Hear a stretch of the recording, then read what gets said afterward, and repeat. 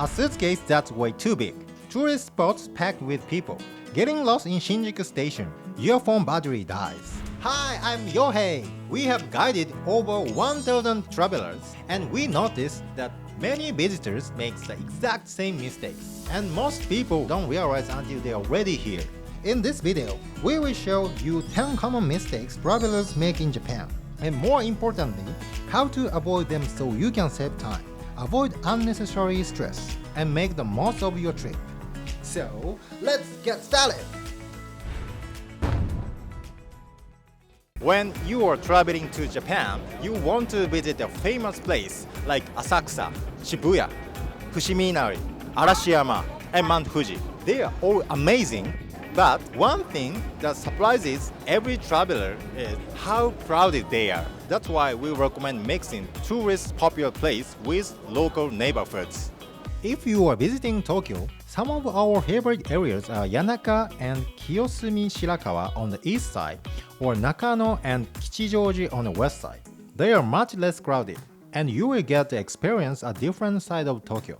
But if visiting the famous spots is the must, try going early in the morning or later in the evening.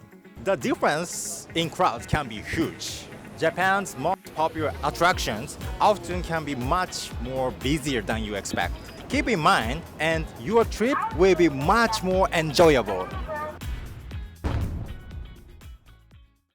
Japan has become much more cashless than it used to be.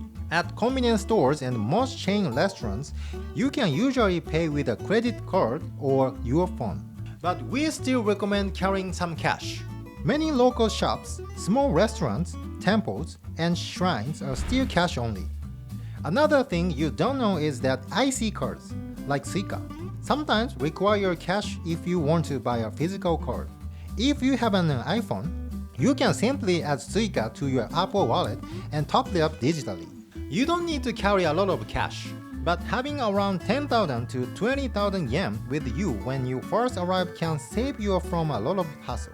The best way to travel in Japan is to use both cash and cashless payments, depending on where you are. How do you usually find a restaurant when you are traveling? I'm guessing many of you are finding with a TikTok or Instagram. There's nothing wrong with that. Social media is a great way to discover amazing places. But just because a restaurant went viral doesn't always mean it's the best choice. Popular spots often come with long lines, and some even charge higher prices because they are popular with tourists. As some of the famous places you see on social media, a pancake can cost 2,500 to 3,000 yen. But one place we often recommend is Flippers, where you can enjoy them for under 2,000 yen. Flippers is a popular pancake chain in Tokyo that's known for its light and fluffy pancakes. Look at this, and it's only 1,800 yen. Personally, I don't think you don't need to wait a line for hours just because the place went viral. So when you are choosing where to eat, don't rely on social media alone. Check Google reviews, Tabelog, and if you can, ask a local for recommendations too. One travel plan we hear all the time is, we are visiting Tokyo, Mount Fuji, Kyoto, Osaka, and Hiroshima. And honestly, there's nothing wrong with that. They are some of Japanese most famous destinations, so it's completely understandable if it's your first time to visit. But we cannot help thinking you are missing out, because Japan has much more to offer than just main cities. Just short trip outside the city can give you a completely different experience, with different scenery, culture, and atmosphere. For example, from Tokyo, we recommend places like Yokohama, Kusatsu, and Nikko. If you are staying in Osaka or Kyoto, consider visiting Nara, Uji, or Himeji. They are all easy day trips, so you don't have to change your travel plans. If you are looking for ideas, we've also made a video about our favorite day trips from Tokyo, so be sure to check that out. If you are thinking, I don't just want to visit the classic tourist spots, or I want to travel more efficiently, then check out Howzit Private Tours. At Howzit, our local guides create travel plans based on your interests, and we can take you to places you won't usually find in guidebooks. You can find more detail in the description. Now, let's move on to the next mistakes. The other day, I saw travelers trying to carry 4 large suitcases on the train. They are probably on the way to their hotel, but honestly, it looked exhausting. And actually, this is one of the most common mistakes travelers can make in Japan. Compared to many other countries, trains and buses in Japan don't have much space for large luggage. During rush hour, traveling with big suitcases can be stressful, not just for you, but for everyone around you. And in cities like Tokyo, some stations have elevators that are hard to find, while others only have stairs at a certain exit.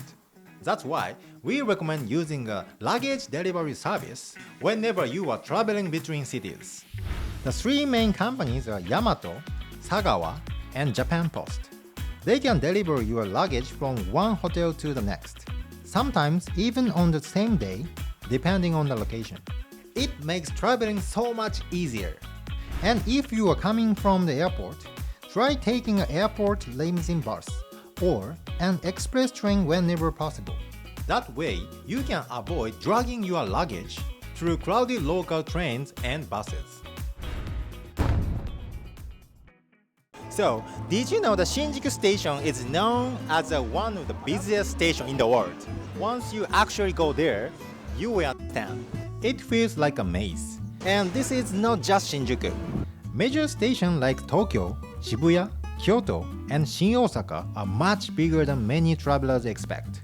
Sometimes it can take 10 to 15 minutes just to reach the right exit. So, here's one tip. Check your exit on your Google Map before you arrive at station. For example, if you want to visit the Godzilla Head Shinjuku, search for your destination on Google Maps and open the route. Then, you can see the exit number or exit name like this. Once you arrive at the station, look for the signs. The signs will show you which direction to go for each ticket gate and exit. Once you find the right sign, just follow it. Trains are extremely convenient in Japan, but the bigger the station, the more extra time you should give yourself. If you plan your Japan trip right now, make sure you are not trying to do too much. Especially if it's your first time in Japan, it's easy to think, I came all the way here, so I want to see as many places as possible. We often see travelers book a 6-hour tours the day after they arrive. And by the afternoon, many of them are already exhausted. This is especially true if you are coming from Europe or North America, where the time difference is big.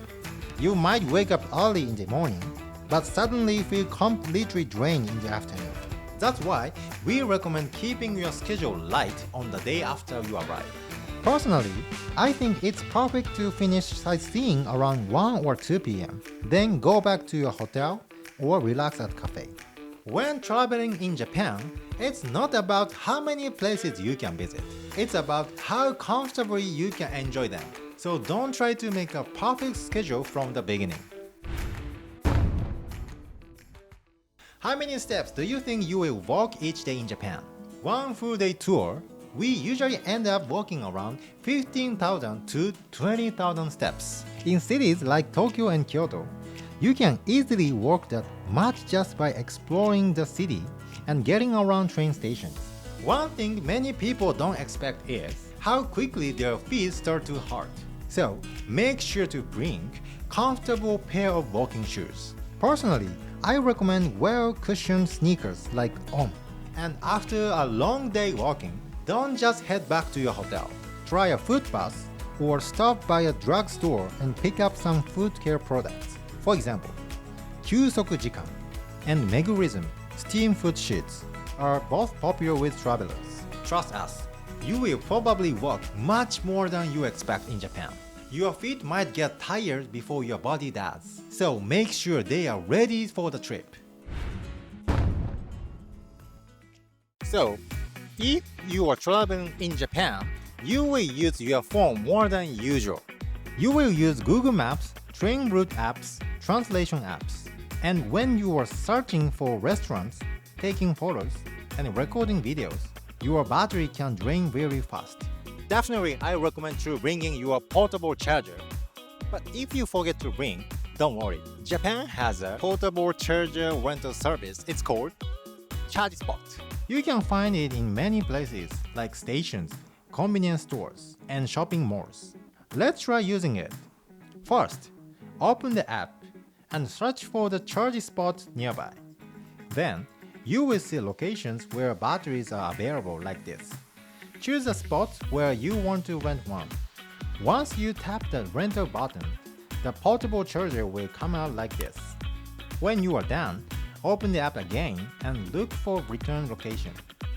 You don't have to return it to the same place where you returned it. Just find a charge spot with an empty slot. Insert the battery and you are done. But here's one important thing to remember. If the battery is not fully inserted, the system may not count it as a return. And while that happens, you will keep getting charged. So when you're returning it, always check your app to make sure your return is completed. Charge Spot charges based on how long you use it. Here's how much it costs. For example, 1 hour costs 330 yen. It's very convenient service, but if you keep it too long, the cost can add up. So use it when you need it and return it as soon as you can. The other day, one of our guests told us we went to Akihabara at 9 a.m. but there was nothing to open. And that's actually a very common mistake. In Japan, business hours can be very different depending on your area. For example, in places like Akihabara and Takeshita Street in Tokyo, many shops don't open until around 11 a.m. On the other hand, Tsukiji is known for its early mornings, and many shops are already open by 7 a.m. And if you travel outside the big city, you will notice that opposite. In many regional destinations, shops start choosing much earlier. Depending on where you are, it's not unusual for many stores to close around 5 p.m. So when you are planning your trip, don't just think about where to go. Think about what time to go as well. Checking business hours on Google Maps or looking up the best time to visit an area can make a huge difference. In Japan, choosing the right time is as important as choosing the right place. We covered 10 common mistakes travelers can make in Japan. If there was anything that you didn't know, let us know in the comments. If this video was helpful, don't forget like and subscribe. See you in the next video. No. See you in Japan. Bye. How's it?